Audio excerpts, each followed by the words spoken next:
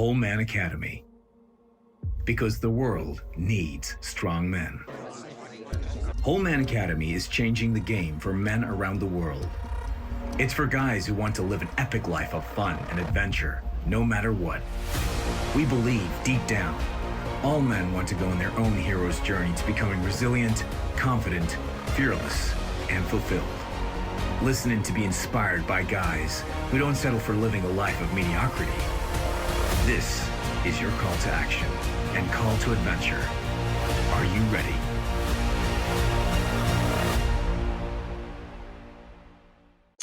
Okay, so this is the Whole Man Academy podcast, episode 89, first one of 2022. So happy New Year to everybody that is listening around the world. My guest today, I'm really excited about, is Cyrus Henry. Who is he? An indigenous Maori from New Zealand. He's the founder of, and I'm going to pronounce it wrong, but Tangata.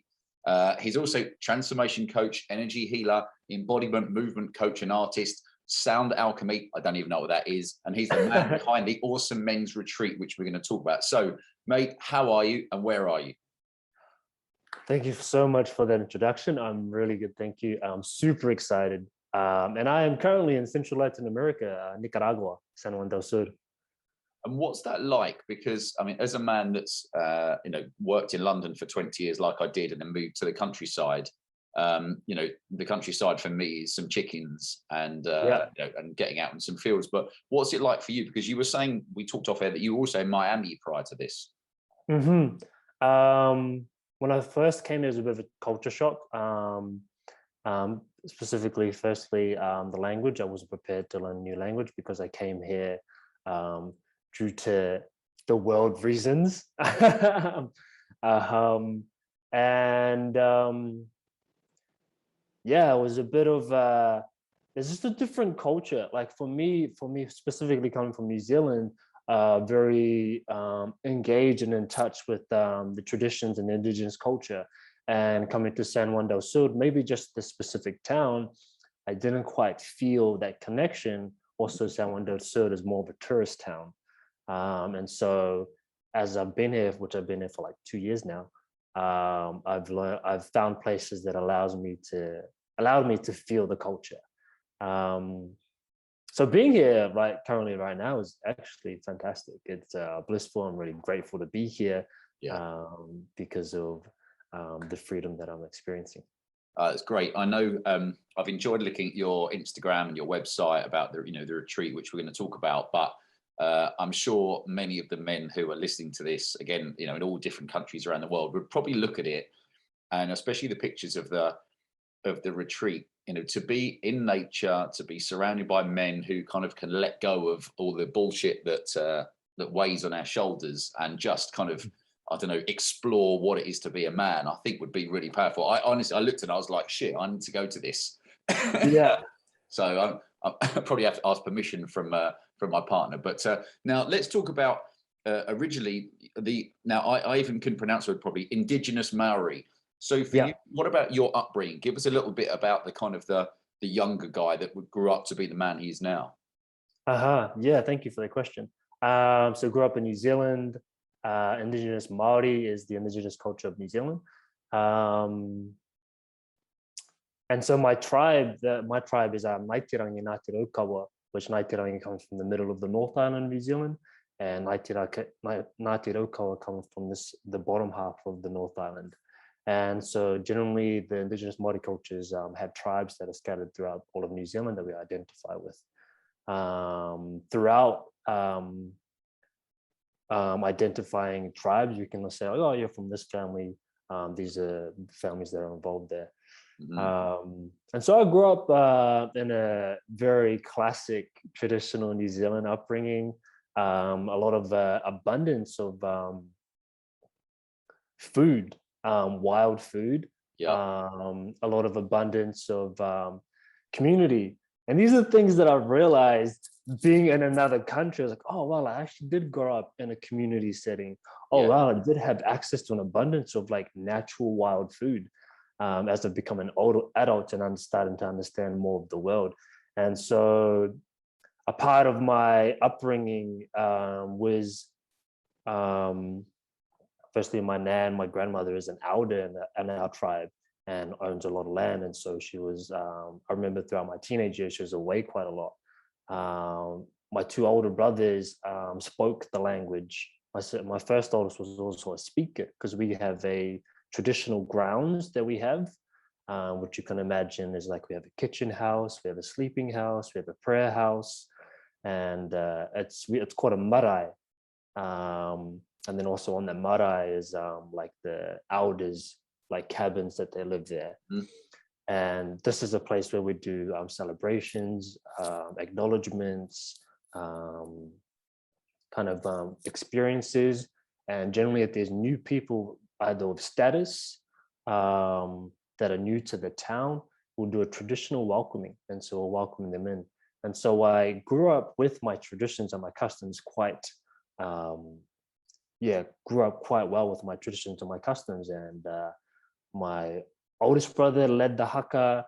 My second oldest brother led the Haka, like throughout high school and for the rugby teams. Yep. And I also naturally progressed into that leader role of leading the Haka for my rugby team and also the school.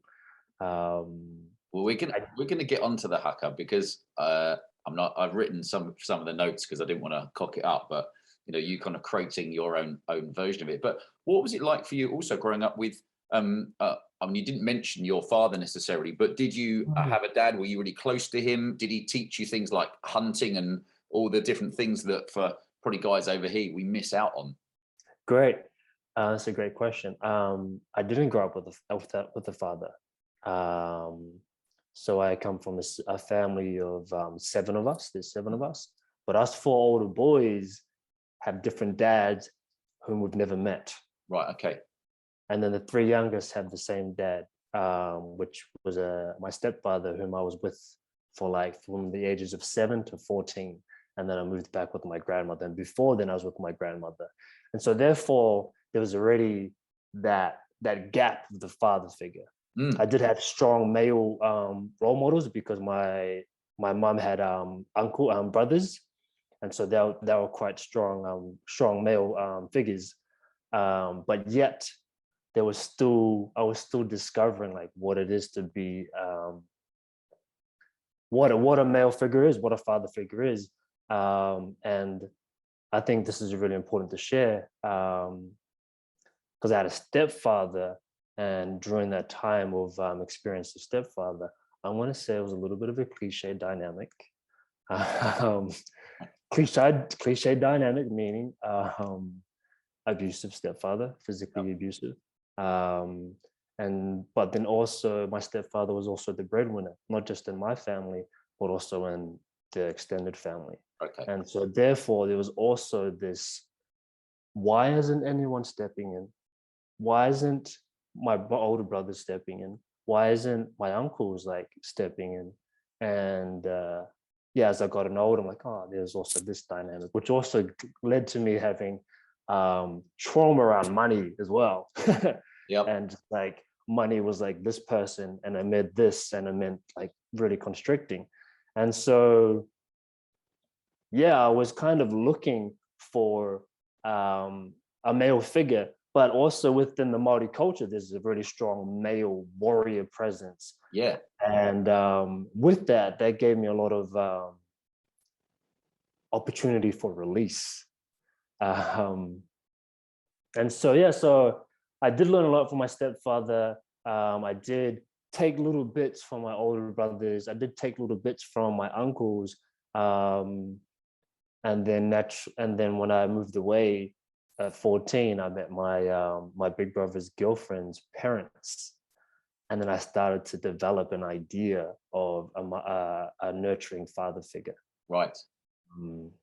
But I'll tell you what, that's really important, because I don't know, I'm sure plenty of men that listen to this are either dads who have been, fathers for many years, or for me, only for 4 years, and then some that haven't become dads yet but want to.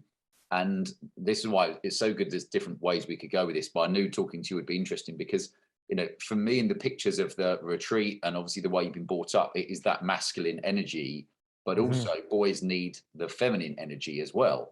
And I try and find that with our boys, where I do shout at them, and I do kind of, I'll play fight with them a bit, but sometimes they still need mummy to be kind of, tucked next to her boob and cuddled for a bit. Totally. Yeah, totally. And like, as I also experienced this father figure, I grew naturally more and connected more with my big brother's girlfriend's mother. Right. And she became a bit of that nurturing mother relationship that I was like, oh, this is also what a nurturing mother feels like. So you're totally right. It's that being held in the womb by the mum, and then with the father, being able to like support and go forward. I was speaking on another podcast the other day, and the woman Angela runs a podcast called Mission Manhood, and she put it really perfectly that I love to share. Was like, she said the mother allows you to remember who you are and to hold you. The father pushes you and guides you to who you can be. And I was like, yeah, that's great. Nice. I'll just write that down. Legit, I was like, I told her, I was like, yeah, I like this, and I'm gonna integrate that into my work. But that's so important, and I think, and trying to think how many podcasts ago it was. It's always interesting to talk to the guys and their relationships, either with the father they did or didn't have, and trying to find. And I actually wrote it down here for you as who then. I mean, you've kind of answered it nicely, but who through life have you found to talk to? Because also, then there's a dynamic of, let's say for me, I've got a sister, or I know some guys that don't speak to their brothers because they've fallen out. So how was your relationship with your brothers growing up? I mean, being younger than them, I guess, were they nurturing you and bringing you into the world a bit more as well? Totally. So my first oldest brother was adopted out to a family friend, so he's still close to us. My second oldest brother was with my grandmother. And then there was me and my younger brother, who were a year apart, that experienced the same trauma. And so as I reflect on my own life and my own journey of a man, I'm like, oh, wow, I'm so grateful that I went through what I went through with a brother. We went through exactly the same experiences. And then I had my two older brothers that were still close to us. And as I reflect, like, how did I become the man that I am? Still so open-hearted and still very aware of everything that's happened, and being able to continually to heal. And it was, they just, my two older brothers just stepped into a beautiful guiding role, but still at the same time, there was still like my stepfather in that breadwinner role, and no one really quite stepped in. There was one moment where my oldest brother was like, I almost stepped in. And I remember, because I remember those words very clearly, because I remember that moment of that experience that was happening to me. And I remember him being present. And then later on in our adult years, he's like, yeah, I almost stepped in. And I was like, why didn't you? Because I know you'd written, talking about the retreat, this is our journey together from boy to man, mentally, spiritually, physically, and emotionally. And there's so many, this is what we always say at the Whole Man Academy, there's so many parts that make up a man. And, it's a bit like tables on legs on a table. You might have some really strong ones, but if one of them is weak, then maybe the table isn't so stable anymore, or is going to fall down. And there's so many bits to get there. But how did you then become, as opposed to just a guy that's growing up, to want to learn more about the mental, spiritual, physical side of things? Because some people just couldn't give a shit and they're just busy with their work and watching sport, and that's cool. So what drove you onto kind of wanting to, better yourself and then pay that forward to other guys? My first memory of what led this path is in the moment of experiencing physical abuse from my stepfather. In those moments, I just remember a clear memory in my memory of an experience of like, at least I can handle this. At least I'm grateful that I can handle this. I'm grateful that that there isn't, because at the same time, like, I didn't get to a point where I was hospitalized. So I'm grateful for that. I'm also at the same time, my physical body's reaction was really good at protecting. And that also in those moments, I also had compassion for him. And okay, he's just in pain. Yeah. And I'm okay to be here. So that was my first recollection of like this kind of perspective. And then later that was nurtured by my big brother's girlfriend's mother. Her name is Jill. And she was like into crystals. She was into yoga. She was into meditation. And I was like, now we know. She gave me my first crystal. And I was like, what's that? She's like, yes, this does this, this, and this. I'm like, okay, cool, whatever. Well, okay. I've got to ask you then, seeing as only in the last, in the last year, my partner's taken more interest in that. So let's cover off crystals. What are they? What do they do? Because I know that I'll get some brownie points if I go back to her and say that she'll think I've been researching it. Perfect, that's great. So crystals are a big part of my work in the spectrum of energy healing. Crystals, rocks, gems, if you will, certain crystals have a different vibration based upon their chemical makeup. I can't speak too scientifically to it, but scientifically, how they've been created and formed create a certain vibration resonance. Certain crystals resonate to certain parts of the body. So if you think of vibration, like crystal has a vibration at, I'm just going to make up a random number, 793 hertz. Some part of the body also has that same frequency. Right. Different people resonate different varyingly, but all around in the same area. And so how we use crystals, firstly and foremost, is to support, to mitigate, to energize, to clear, and to cleanse, to create, and to create containers, if you will, energetic containers. Mm-hmm. And so I like to say they're a tool. They're like a spiritual healer, a shaman, energy healer tool. It's like a builder has a hammer. Yep. A crystal healer will just have this certain crystal that's able to knock this in or pull something out. And so this is how we can use crystals. It's such a world that, and I said to you before we started recording, 5 years ago, I'd have just said, I don't even get it and I don't want to get it. But now I think the more podcasts I listen to, the more guys from around the world that you interact with and make new connections with, the more I have to realize that I knew nothing. And now I'm opening my lid to all this kind of information. Okay, well, that's crystals ticked off our list. We were going to come to that later, but seeing as you jumped on it, now let's talk about the retreat. And the reason I say this is because I'd love to create something similar in the UK. Obviously, it's slightly different because of the, where I would be in the countryside. But it's about getting guys out into nature, spending time together. So tell us about your first idea behind it, and then we'll go on to talk about the Hakka as well.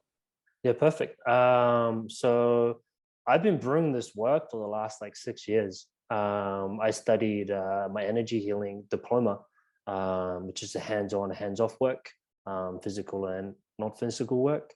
And during that time in my 2 years, I was like, how do I want to offer this work? How do I want to serve people?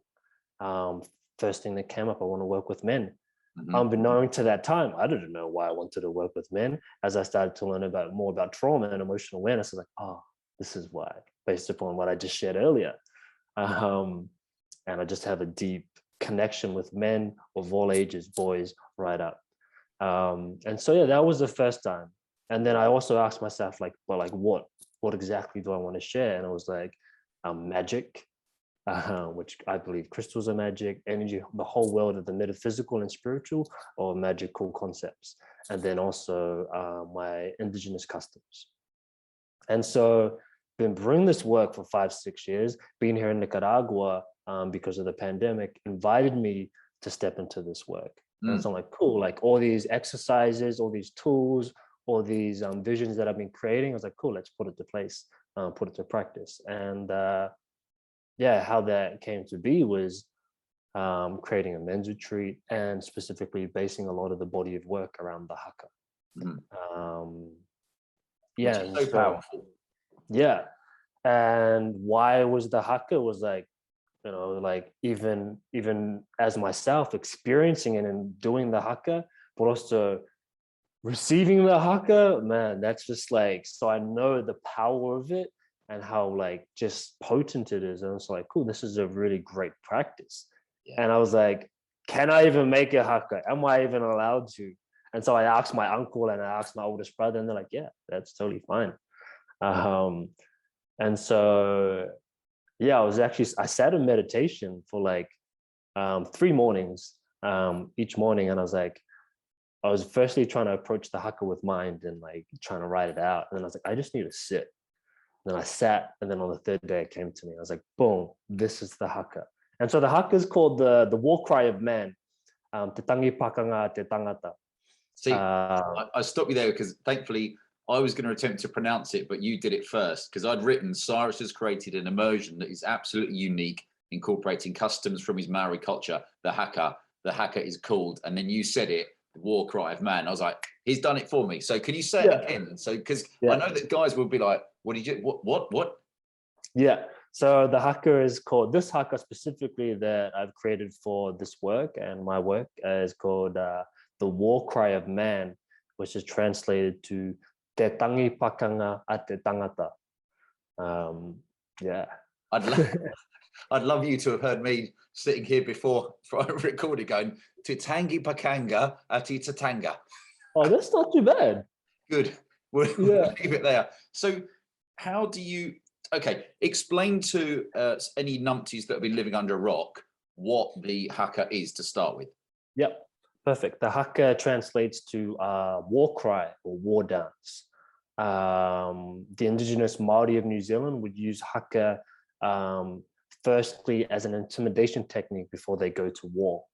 But now it's also used as an acknowledgement, celebration, farewell, and a welcoming. And so these 4 concepts I've also embodied that layer into this Hakka of like, how do we intimidate our shadow? How do we intimidate parts of ourselves that no longer serve us? Acknowledging both parts of our shadow, which could be trauma, the parts that we don't like, and then also the lighter parts that we want to step into or want to embody more of. How do we celebrate ourselves? And how do we say farewell to the parts that no longer serve us? So embodying all these 4 concepts into this Hakka. And so if you don't know what a Hakka is, it's a war dance, and basically it's just a very physical expression which involves a lot of slapping of hands on the chest, on the legs. There's an expression called the pukana, which is the extension of the tongue and the widen of the eyes. Yep. And yelling words next to your brothers. Now, I'm guessing that most guys will be like, oh, I know the Hakka from the rugby as opposed to anything else, which I guess is better than not knowing it at all. I actually saw, I'm trying to think what social media platform we saw it on, but there was some kind of demonstration against the COVID lockdowns. And there was thousands of guys all doing the Hakka outside, I don't know, some government building. Yeah. But fuck me, that was really powerful. Now, I'd like to take that and put it into a retreat in the Cotswolds somewhere. But so do you get, I mean, we're going to go on to the retreat in a minute, actually, but do you get the guys all to learn it, or are they facing you on how does it work? Okay, perfect. Yeah, so we learn it we learn it over a 5-day experience. So what we do is I have the words in pronunciation, so just a little easier to understand. And I teach it in a physical way as well, in a very interactive, playful way. Because if you've read my website, it says the playful warrior. Mm-hmm. And so how can we play with learning? And then within the Hakka, there's certain phrases that bring up a theme. For example, the theme of crying is one of them. Mm-hmm. And so as we learn the phrase, we also sit down and then I facilitate conversation and that theme and attaching our own story to this expression. Because the Hakka is this very powerful, deep emotional release technique first and foremost. Right. And I say that because because also like I always ask myself, like, because I'm very comfortable with anger and rage. I'm very comfortable with it, and it's an like interesting topic. it moves through me, and I'm like, why is that?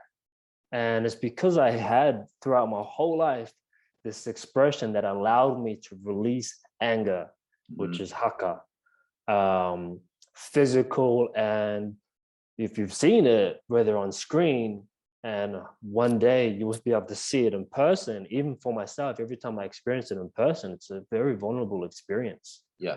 So that's the idea is, firstly, like if you're not from the culture of New Zealand, then it's just this really cool warrior expression.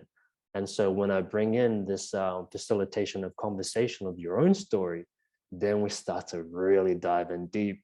And then the men release because they have their own story. Like, is there anything else there that you want to share? Yeah. And let's share it through Haka. This is why I love talking to you. And I knew as soon as we connected that I was like, man, it's going to be good stuff for me. But I'm always interested in, because with the Whole Man Academy, one of the big things you say about is guys allow pressure to build up on their shoulders. You know, if they're not talking to someone or they're not finding an outlet. And what they don't want is that outlet to be, you know, violence in a non-controlled environment, or drink or drugs or porn, or, you know, whatever it is. So yeah, for me, one of those things is, that's why, you know, I think exercise is so important as well, is to be able to go and play football or boxing or whatever it is that is your release. So is that one of the big things that you would say for guys? Because a lot of guys I know, at some points you feel rage, you feel anger, maybe angry because you're not where you want to be in life, angry because you're pissed off about something else, angry because things are going wrong that might seem small to someone else. So, you know, where do you even start with that? Start with anger and rage. From what I share with everyone and clients and everybody is, firstly, is bringing awareness to. With awareness comes choice, and there's a difference between reaction and responding. If you're reacting with anger and rage, then we're not able to address it. Once we are able to bring awareness to whatever emotion is arising, anger and rage, I then have a choice. How can I release this? I have this really fun example of myself of,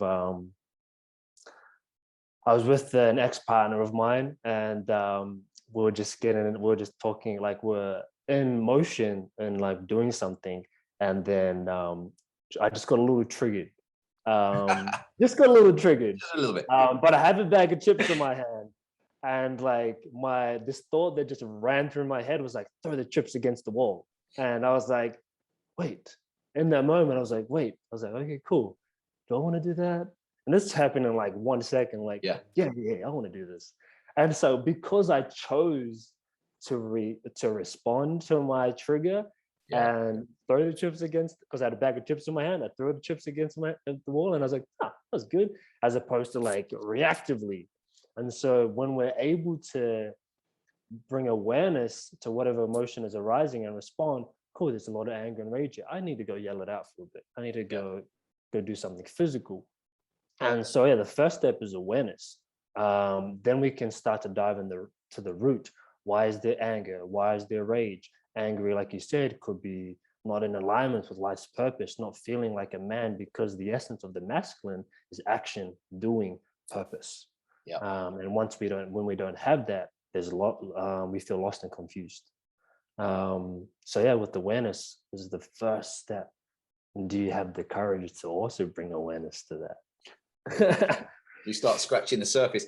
I mean, you just said the word purpose. And again, these are one of the, you know, there's the words purpose and fulfillment, which I think is so important for guys. And I always say, it's actually written on in the office with a lot of the Whole Man Academy stuff, like the ultimate aim for the Whole Man Academy is to help a guy have a high level of fulfillment. Yes. Because that, I think, is priceless. And I think a lot of guys don't have that because they're not, you know, it's not to do with money. It's about what they may be achieving in life, but purpose is so important. Probably, I don't know, months ago now, I was speaking to someone who's at the very top of banking in the UK.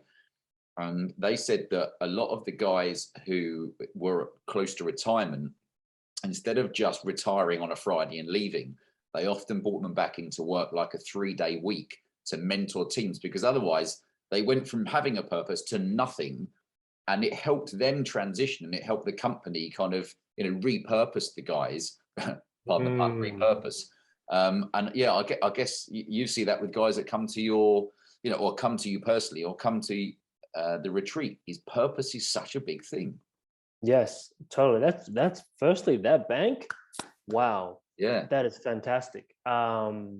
Because it is like, the essence of the masculine is to penetrate, to do action, and there's a direct line of what they want with the essence of the masculine energy. So it's so important, and that's the middle part we teach, that we share in the retreat, is life vision, soul's purpose, and discovering that.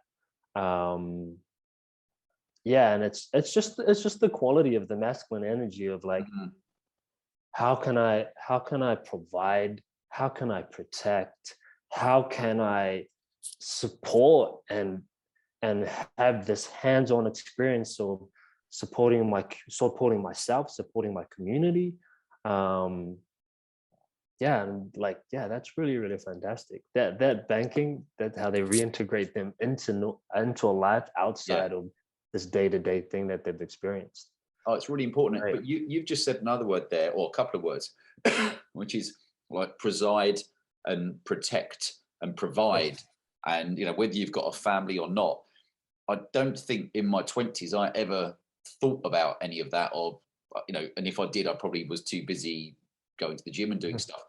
But maybe I would say guys go through phases of their life, and maybe in your 20s, or when you become a dad, suddenly you realize that you've got these little monkeys running around who depend on you, and maybe a partner as well. So what about yourself personally? Because I know, we always say the first person to work on is yourself before you try and help other people. So what kind of things do you do? I'm obviously, you said meditation, but I've seen the pictures, you're in great shape. So how do you take care of yourself physically and mentally? Perfect. Yeah, I have a really deep morning practice. I've also I've just built a really good foundation with my body, that it's very quite self-sustaining. I eat really clean. I eat predominantly a plant-based diet. Being in Nicaragua, I've shifted to meat and chicken because of just what's accessible here. But a lot of my motivation of anything physical, mental, emotional, or spiritual is being able to bring more awareness to my presence and to my center. And so a couple of practical things I do have a yoga practice. I think yoga is really, really important, for men specifically, to create durability, and flexibility within the muscle and the bones. And then I also incorporate calisthenics into it. I'm just working with my own body. Meditation is so key. Different types of meditation. The number one meditation I would recommend as a beginner, or even throughout if you're advanced, is just a really strong practice of the witness, the observer. And if we bring it all the way back to either reacting or responding to emotions, the tool to do that is sitting as the witness and the observer, to witness thoughts and emotion that come through and have a choice. Cool, where am I? Why is this happening? How can I best respond to this? And that practice of the witness and the observer is one of the most important ones. I have a really deep journaling practice as well.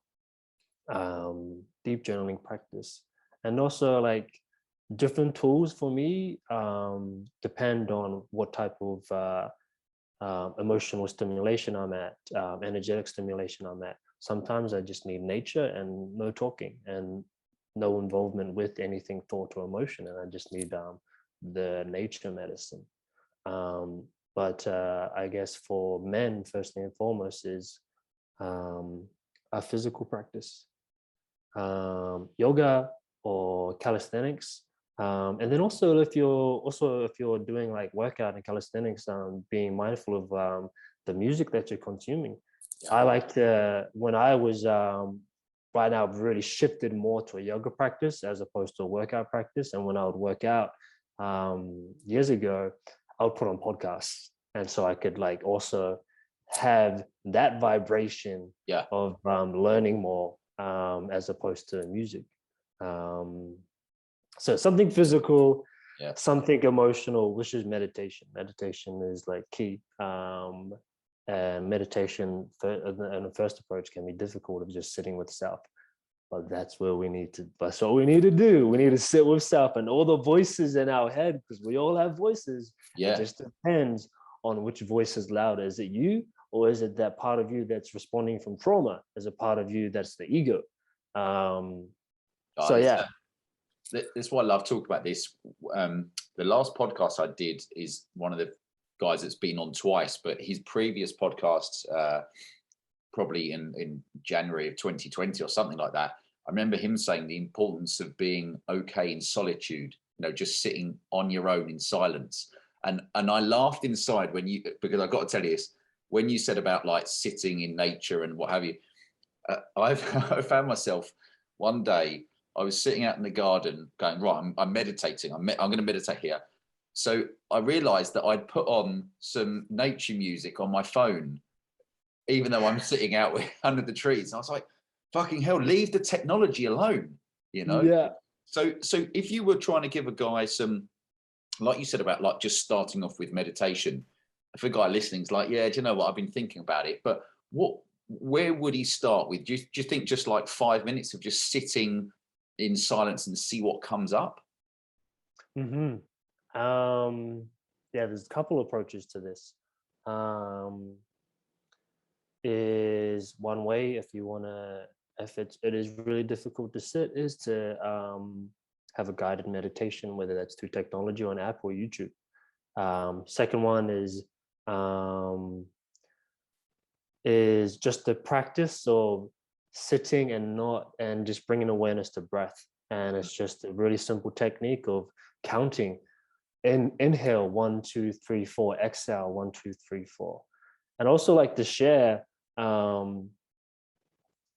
if you can bring awareness to your breath, is your inhale short or is it long? Is your exhale short or is it long? What I've learned is that the inhale is the feminine because we're receiving. The exhale is the masculine because we're expressing. And so generally, if we have a short inhale, it's because we're not open to receiving.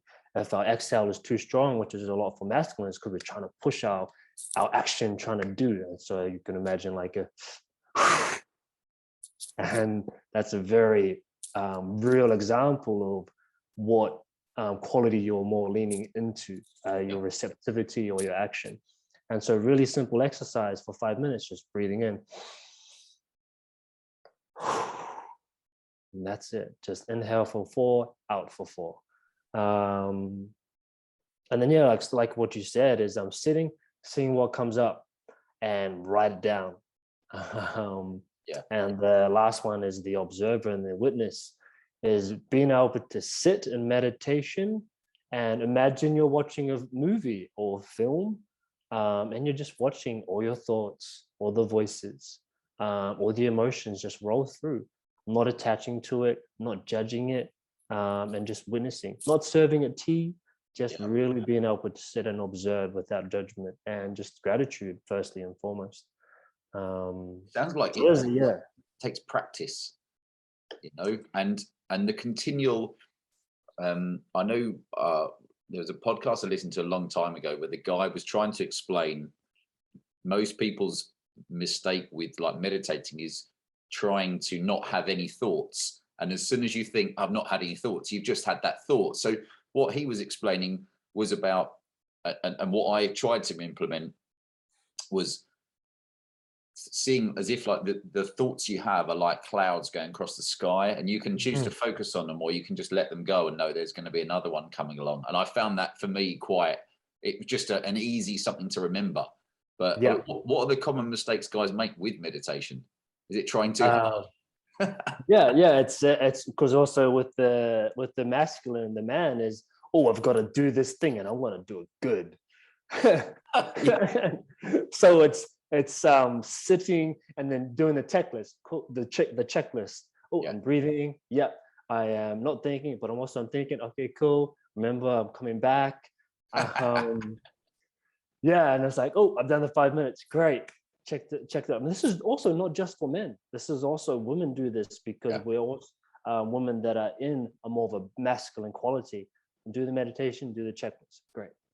So the common mistake is approaching it with too much rigidity, too much structure, too much. This is the way it has to go. And within meditation is a couple of ways we can approach it. Is first, like, how can we just receive the present moment? And breath is always a reminder to bring us into our present. Because if we think about the body operates autonomously. Well, we can also bring awareness to the autonomous action of breath, and therefore it invites us into the present moment. And yes, like you said, like the mistake is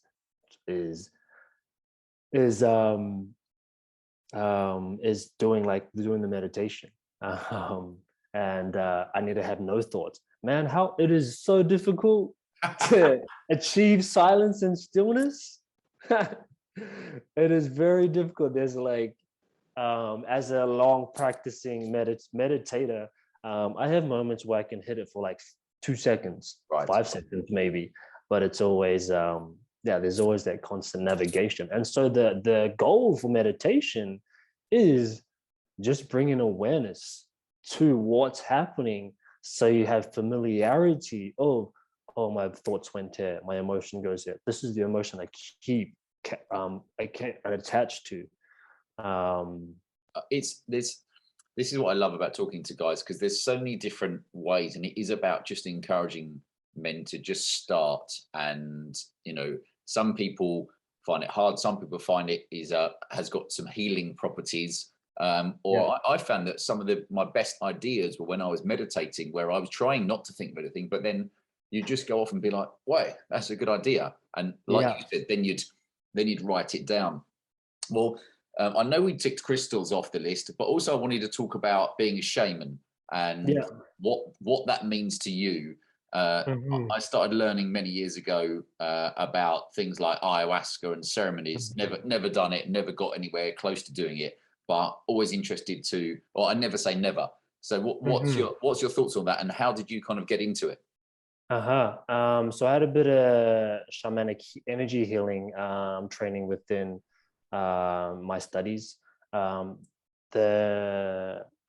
concept of the shaman is a very broad spectrum. You can have shamans that work with plant medicine, but you can also have shamanic energy healers, shamanic sound practitioners. And basically what I've learned, the meaning of the shaman is a being that walks between dimensions. I don't know if we want to, that's a bit metaphysical, that word. So basically someone that's able to operate, able to see things that normal people can't see, or has trained to. These are all things we can get trained to. Everybody, firstly and foremost, everybody is a shaman. And it's just, for me, it was identity that I'm leaning into, an identity that was given to me, specifically in the title of my Instagram, titled The Panda Shaman. And basically that means like the panda is black and white. And I'm very comfortable with working with the shadow parts of self and also the light parts of self. And yeah, for me, what that means for me in the shaman is basically like a wizard. Because one of my big intentions is bringing a bit more magic to the men's world. Because I do like crystals, I do work with crystals, I do work with things that we don't see. I do love nature and work in that softness of nature and bringing in that magic of miracles, blessings.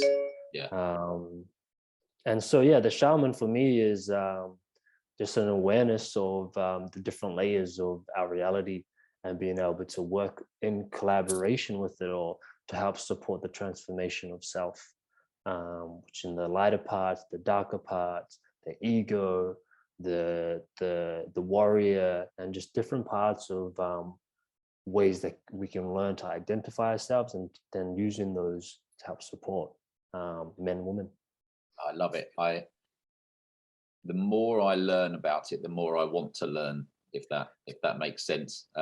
Totally. Funny, you've just said a word which we had a couple of times on my notes, which was like warrior. And when I looked at the retreat, it spoke to me of kind of a warrior spirit, and that's what maybe I think a lot of guys are missing. I mean, you know, let's face it, the average guy probably sleeps for 7 or 8 hours, goes to work, sits in front of a computer, in front of artificial light, eats fake food, goes to the gym and does something rigid, and then goes home and watches a box and gets brainwashed by the shit that's on TV. And I'd love to try and help the guys that want to like break out of that, the square world, as it were, via all different types. How would you help a guy kind of, I don't know, maybe get it back in touch with his warrior spirit?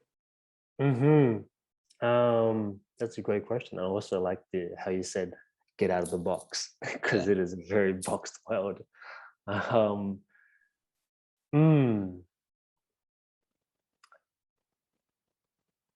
Yeah, it really comes down to if that man is open, first and foremost, to stepping out. And then generally, like, it's also interrelated to the warrior. The warrior is also interrelated to life purpose. Warrior, once again, like these words that are surrounded by the warrior, is protector, provider, you know, this like strong being of presence. And one of the most practical exercises that I do is get men comfortable with yelling, slapping their chest, slapping their legs, and also getting them, facilitating an exercise where I allow them to connect with their animal body and their primal body, which basically involves like we get down on all fours and we roar, and it just invigorates men. It just invigorates, like, oh wow, like, because like, you know, in that box world, right? Don't speak too loud, don't yell, don't be angry, don't be like, be kind, be sensitive, obey. Exactly. So the warrior is pushing that and allowing you to step into fighting for justice, fighting for yourself, fighting for your family, fighting for your dreams. And so therefore the invitation, firstly and foremost, is like, cool, let's inspire and invite that fight. And then once we connect to the warrior, let's give it a direction, which is discovering life's purpose and soul's purpose, and then allowing them to embody. So that's kind of a couple of things. I love it. And I think even when you said about like yelling and doing stuff like that, people can't understand the power that it, or the feeling that it creates inside you, only because it took me back to, even as you said it, I had this flash of 5-6 years ago. I was in Miami at Tony Robbins, one of the conferences, the Date with Destiny. Yeah, fantastic. There was, I don't know, let's say 5,000 people in the room for argument's sake, and he'd worked around the room and done some really amazing stuff. But it was getting towards the end of it where they were tapping into the masculine and feminine energy, and they wanted all the men in the room to stand up and basically kind of roar or shout freedom. And I think they'd played some, I don't know, Gladiator or some, Braveheart, something like that. Yeah. But it was, and this is very technical stuff, so stick with me here. But I remember that all the guys in the room, and some of them looked like they needed a good steak and to hit some weights for a bit, but all stood up and were like, freedom! And it kind of reverberated around the room. And then did it a couple of times, and you could feel like you were tingling, and you know, their hairs, I've just been to the barber, so I haven't got any hairs on my back of my neck, but if I did have, they were standing up. And here's what's really funny was we all sat down, and I think it went pretty quiet, and he said, like, has anybody got something to say? And here's the masculine feminine. And this woman stood up and said, "That was amazing. I just want to get fucked." and it kind of broke us out of our state. But it was so funny how a lot of the women after were like, "I was really turned on by that. I've never experienced pure, loving masculine energy in the room, and especially in numbers." And that's what I saw with a Hakka as well, when you've got a big group of guys. So I guess it's quite I know, healing, and it must be create some transformation in the guys that come along. So where have you seen that with guys that have, I saw the picture, the one last year, and your next one is what, in a couple of months' time? Yeah, it's at the end of March, 28th of March to the 1st of April. And I guess from that first one, you must have seen something where guys had never done anything like that before. Yeah, for sure. Well, firstly, I've also experienced Tony Robbins, and he's fantastic. Right. Which ones have you been to? He's done a couple of these leadership conferences, and he's been part of the guest speakers in Sydney, Australia. So I've experienced him firsthand. He's fantastic. I really, really love him. But wow, that's powerful. A whole bunch of men just roaring. And just wanted to speak to that, the polar opposite of it's like I always explain, like magnets, attraction. The feminine is attracted to the masculine, and when the feminine experiences the masculine in their fullness, they do feel that tingle of wow, and it creates safety. That's what it creates. Therefore, once the safety is created with the feminine, then naturally sexual desires arise. Wow, I feel safe with these men. Therefore I want to mate. And because when you want to mate with someone that physically can protect you, then that's basically that natural attraction of natural instinct. But yeah, and all the men that I experienced in this retreat, because the first exercise we just did, I just facilitated, which is the same exercise we'll do for this program, is I just got them to face off at each other, and then I taught them, I shared about the Pakanga, which is the extension of the tongue, which looks and they do, wow. And I just got them to do that at each other, and they were just so invigorated, and it started to really light the fire. And it started to light the fire, and started to develop the fire. And as we experienced this yelling, roaring next to other men, created that safety already. And then we started to let our walls down, therefore to be able to heal deeper parts of our emotional story. And then when we fully do the full experience of the Hakka, it's and so there was this sense of accomplishment, that we all went through this together. But there was, so much transformation. One of the things after that was the men felt more in their masculine to make bolder demands, whether that be in work or in personal intimate life, and to know, this serves me, this doesn't. But also because in the retreat we also teach communication and how to communicate safely. And so how it lingers into their life is yep, I know what is and I know what isn't, and being able to go forward with that and have the courage, that warrior, to take action and fight for what you believe is true for you.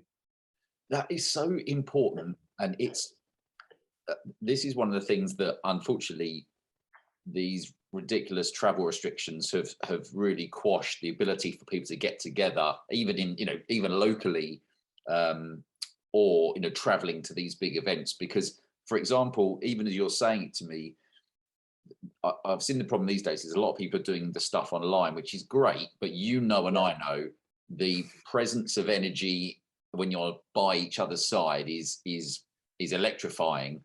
Doing it on Zoom, even Tony Robbins is doing stuff on Zoom. It's all very good, but me sitting here in my room in my house isn't going to get you pumped. And that's what, for me, I love those pictures of guys getting together, a bit like the Whole Man Academy, to talk, to do something different.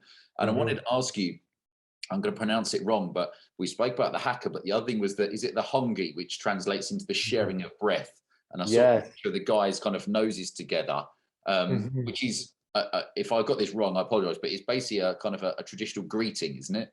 Yes. Right. So yeah, that's the Hongi, is my culture's traditional greeting. Like it's a formal greeting, but also I do it with when I was growing, I always greet elders like that, the men, and that's how we greet each other. So as I was like, okay, what part of my customers from my culture I really would serve, and what was the Hakka, and then this greeting, because the story of that was when woman was first created, man made her out of clay, and then he pressed his nose and his third eye onto her nose and third eye and breathed life into her. And so there's this layer of, as we connect with the men, we're breathing and sharing breath together, but also awakening each other's feminine quality and essence, because there's a vulnerability that's like, it's, oh man, it's so powerful. Like because I open all of my, whether it's day-long retreats, any type of workshop experience with men, with that practice. I share the story, and instantly it just goes boom, connected. We're just dropped in. We do 3 breaths together with the nose press and the third eye. Right. We just share this breath together, and it just invites this presence of, firstly, it's super vulnerable for men that are not used to that type of contact. Yeah, getting up in close into each other's faces is, any other time you'd be like, get the fuck off me. Yeah, totally. So there's that level of vulnerability. And then the first breath is always like, okay. Second breath, like, third breath is like, boom, we're here. And then when we all do that together, it's a simple but powerful practice. I think it's great. I realized when we first logged on, I should have. Put my... we can do it now. Let's get involved. Hold on. That's it. Hopefully, I should have trimmed my nose hairs, but it's yeah. Let's do it again, and let's do 3 breaths together. Let's take our first inhale.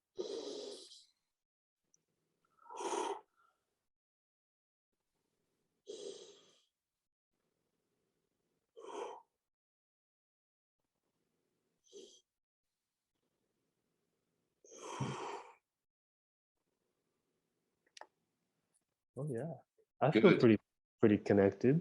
I tell you what, I just think if I could wave a magic wand and we'd bring you over to the UK for a weekend and bring some of the guys from the Whole Man Academy, that I'm going to put that on my vision board. I fuck knows how you'd make it happen, but right. Well, actually, you've covered loads of the stuff, but also, fun enough, I didn't even write down third eye, only because I thought we'll have covered so much. But before I let you go, would you be able to tell us a little bit about, if a guy's like, we talk about third eye, what's going on here? Or could you tell us a little bit about what that means to you? Okay, cool. Yeah. For me, it's the difference between seeing with these 2 eyes and seeing past everything that is here that we see. And to relate it back to your audience and our work, is being able to see our patterns, our unconscious behaviors, things that no longer serve us, trauma. And then past that, to see, what can I be? What is the dream version of myself? What is the dream version of my reality? And so it's tapping into this metaphysical, physical, third eye, to see more. Is how much more can I see? And it's also related to the 6th sense. Basically, the third eyes could also be a resemblance of your intuition and or your gut instinct, and so they all work hand in hand. So it's the invitation to, are you open to seeing more than what you are, what you've been conditioned and brought up to be, and are you open to seeing what you definitely can be? What a big, I love love that question. You know, are you open? I mean, basically, are you open to more? Because, you know, I would hope that, you know, guys listening to, let's call it a personal development podcast, men's health podcast, it probably means they're open to something, maybe they're looking for something else in life. And actually on the third eye thing, that's why when our little one was going to nursery and they kept getting the stupid, we told them to shove it, but you know, the thing and putting the temperature, and we were like, do not do that to our kid, for fuck's sake. You know? So it's so interesting because I've listened. I probably need to go deeper into what is the third eye and spend more time with someone like yourself to fully get it. But that's why I hope that a guy listening to this might be like, oh, I've never heard of that before, but now I have, and maybe I'll show some more interest in it. But now look, I'm going to wrap up the interview because I know you've got stuff to do, and we've covered a lot also for guys to take in. But firstly, if a guy was able to get out there, where could he find out more about the retreat that you're doing? At our website, www.tamatane.com. You can request a discovery call and we can jump on a chat. Super important for me to connect with you. And that's it. And then it has all the information from there, and I can pass on any extra information. So yeah, also with the retreat, Nicaragua is an open country. So there is a bit more freedom here.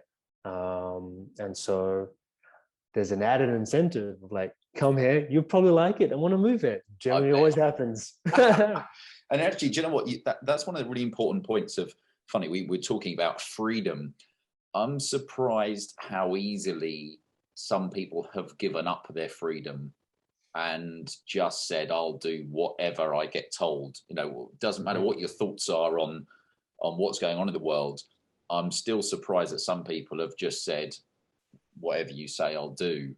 And those countries that the, you know, less restrictions are very popular because you can go out there and live a proper life without being told that you have to, you know, crawl along the streets or something like that with a mask on to go and get your local sourdough bread or something. So it's well, I'll put it in the show notes anyway. Interesting for guys, anybody that's I'll say this: one day we will meet up. I don't know how or where or when, but it will happen. And I have a feeling also I'll probably be taking a few bits off your website and putting it in our e-letter so guys can kind of understand a bit more about it. And what's your plans for the rest of today? The rest of the today, just working on reaching out to more podcasts. So if you know any other podcast that would be open to having a chat with me, great. I'd love to get in contact with them. So yeah, just working on getting the retreat out there. Got a couple other things. I'm also big into cryptocurrency and NFT, so I'm also building an NFT. We haven't even touched on crypto. Yeah, I'm building. Yeah, give me your thoughts on, because it's so funny how we've got. Let's say I would put you in the pot of a guy that's nature based. Okay, you know, nature based, nature based, and then, you know, the least natural thing is crypto because it's completely digital. So things we have to. Now, I had on the podcast, I think about 10 episodes or 15 episodes ago, a guy called Max Wright, who's got a really big YouTube channel, and he's one of the top crypto experts. And we spoke all about, you know, why should people be interested in Bitcoin and crypto in general, the altcoins, etc., NFTs. Actually, we didn't touch on NFTs, but so tell us a little bit about your thoughts on crypto before we go.